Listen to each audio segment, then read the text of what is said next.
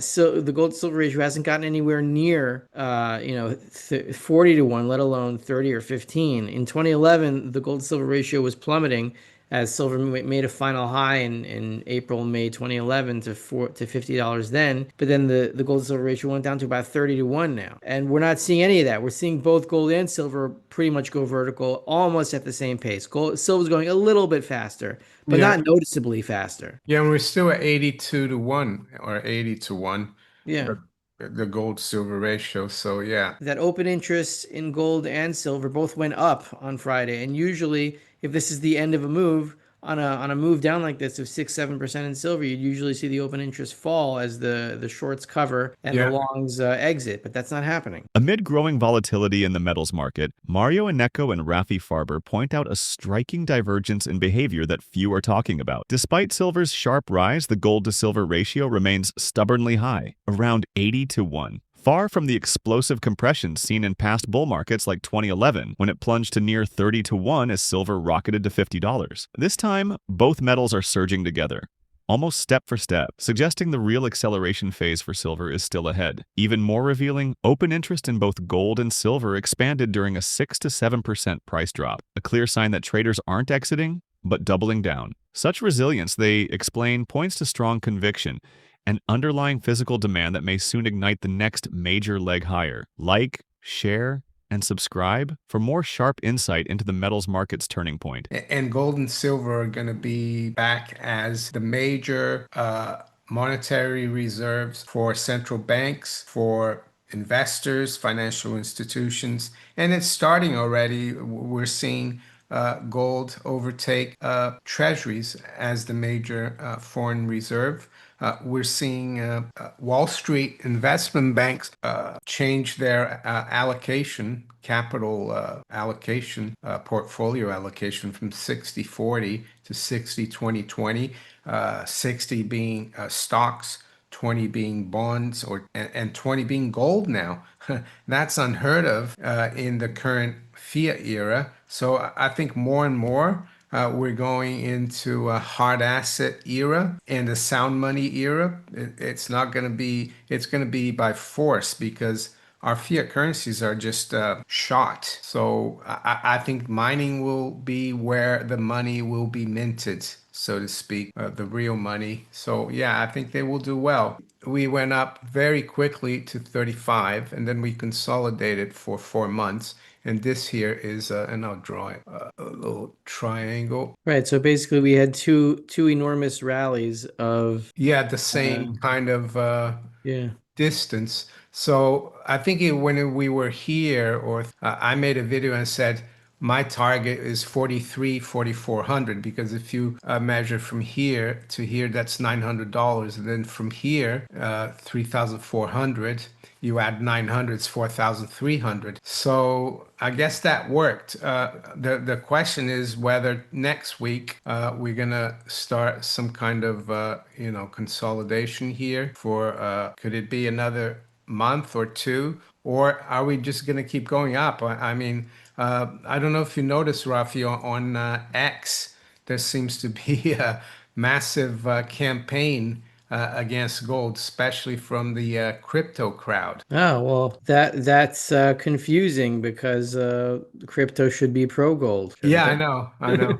I even saw one guy saying, "Oh, gold is for communists," and I thought, I'm not even going to argue this guy because communists actually stopped people using gold. They confiscated the gold. I mean, Yeah, FDR was a socialist. He confiscated gold. but you confiscate gold to control credit because if money is centralized, then you have more control over the credit until it doesn't work anymore. So it just extends the life of inflation. But I find it very encouraging that there's a campaign on X against gold by crypto because that means that they care about this and they're worried about it. Yeah, I That know. reveals a lot. Yeah, and apparently there was a guy that went on CNBC who's a gold expert who said that you should sell your gold and buy treasuries, which I thought was interesting. Oh yeah, Rafi, what do you think of, what do you think of the miners? Are you more leaning towards silver because silver could really outperform gold, I think. It will, especially when we get to the panic phase, which is why I don't think we're over with this rally yet. Yeah. We could pause for a month or two or three or whatever it's going to be. Yeah. But I don't think this is the top, and then we're gonna fall down like we did in 2011, and then another 4 year bear market, and then it took us another five, six, Yeah. 7 years to go. I don't think that's where we are because so the gold silver ratio hasn't gotten anywhere near 40 to 1, let alone 30 or 15. In 2011, the gold silver ratio was plummeting as silver made a final high in April, May 2011 to $50 then. But then the gold silver ratio went down to about 30 to 1 now. And we're not seeing any of that. We're seeing both gold and silver pretty much go vertical almost at the same pace. Silver's going a little bit faster, but Yeah. not noticeably faster. Yeah, and we're still at 82 to 1 or 80 to 1, Yeah. the gold silver ratio. So yeah, I I also think noticed yesterday on Friday, on not yesterday, but the last trading day, that open interest in gold and silver both went up on Friday. And usually, if this is the end of a move on a move down like this of 6-7% in silver, you'd usually see the open interest fall as the shorts cover and the yeah. longs exit. But that's not happening. What do you think the gold and silver price are telling us? Uh, and I kind of agree. I think you've said we are in the end game.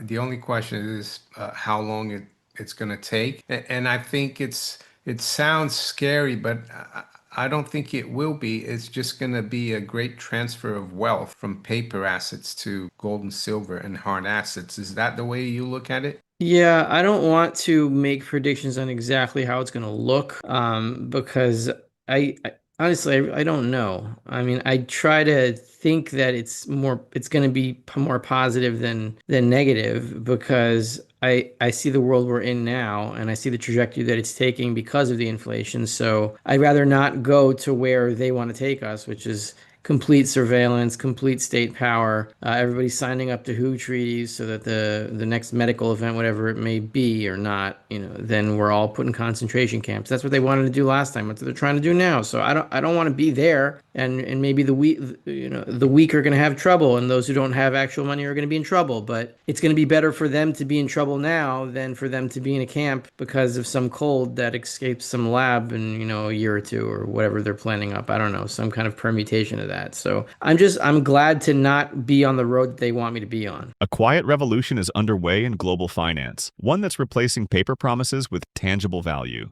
Across the world, gold is overtaking U.S. Treasuries as the preferred reserve asset, and major institutions are reshaping portfolios once dominated by stocks and bonds to now include gold as a core holding. This marks the dawn of a hard asset era, where faith in fiat is eroding and sound money is returning by force, not by choice. In this changing landscape, silver stands poised to outshine with its historical tendency to outperform gold during monetary transitions. The coming shift won't be smooth, but it may be the necessary correction to decades of imbalance. A transfer of wealth from speculation to substance, from paper to permanence. That's Yeah, I can't believe how fast we've come. What was it? Gold went down a percent or two yesterday on Friday, and it's down to 4,200, and people are like, "Oh, disappointed." I know. Down to Or 4,200. why? And it closed at 42.50, the spot. Oh yeah? Okay. I don't know. Like $50 is starting to become nothing. Yeah, $52 silver. I think it almost closed at 52, the spot price. And I saw Chris Marcus made a video saying that JP Morgan is going to stop selling silver to India until the end of October and that they might continue in November. So yeah, it's quite tight. I think the silver is there, Rafi. It's just that the people who have silver now, they don't want to let go because they know it's going to go a lot higher. I'm seeing that, and also I've been talking to Phil Lowe, and he's been sending me links of some people in throughout the United States. They have extra silver somewhere. They have silverware. They have whatever cups or whatever heirlooms that they might, and they're trying to sell it. They're trying to dump it in coin shops, and a lot of them are refusing to take silver because they can't pass it along to the refiners to melt down because there's a clog somewhere. So there are a lot of willing sellers, but the refiners are filled. They can't handle any more products. So there's some kind of disjointing here, and the question is who's bidding the price up. If they Yeah, can't get the silver, the people willing to sell it, then what happens from here? I mean, yeah, this is one of the symptoms of the fact that silver demand can come back into the public consciousness so quickly that the market, as it's structured for these current prices, can't handle where we are now, and then it results in a clog. yeah.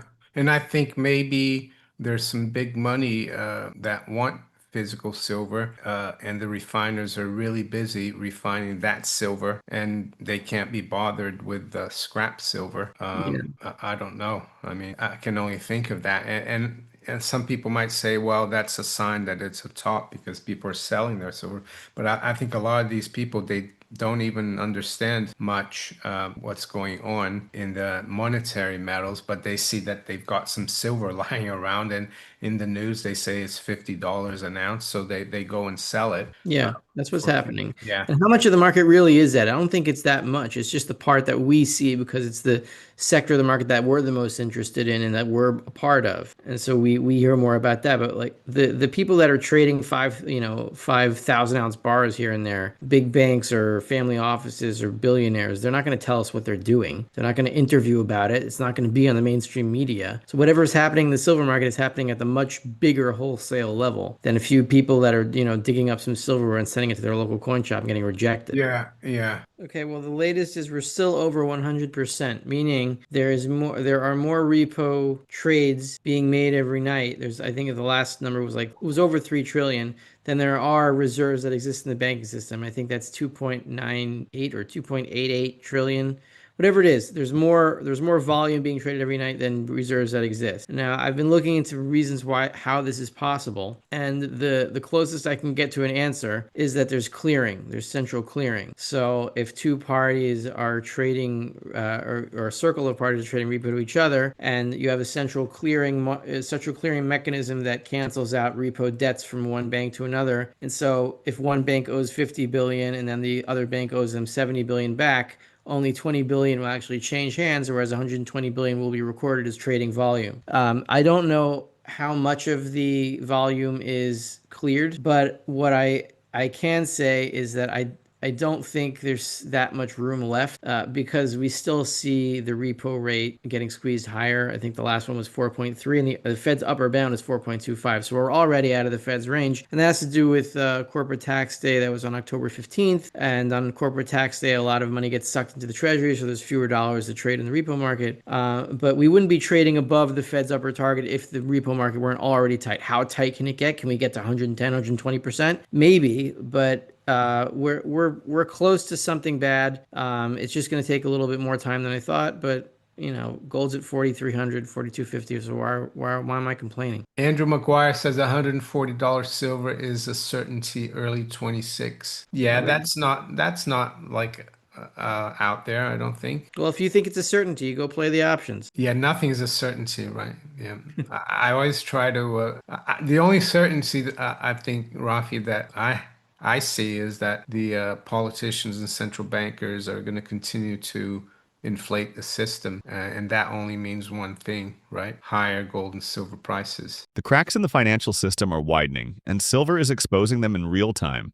Prices above $50 have triggered a frenzy, not from speculators, but from everyday holders rushing to sell silverware and heirlooms, only to find refiners completely overwhelmed. Supply chains are jammed, wholesalers are full, and yet institutional demand for physical silver keeps rising quietly behind the scenes. This isn't a market overheating, it's one reaching its breaking point. At the same time, the repo market is flashing stress signals, with overnight lending volumes exceeding available reserves, a sign of mounting liquidity strain. As monetary policy stretches to its limits, the message is clear. The system is out of balance, and gold and silver are where the pressure is releasing first. The era of faith in fiat is ending. Real money is reasserting itself. Like, share, and subscribe. The reset has already begun.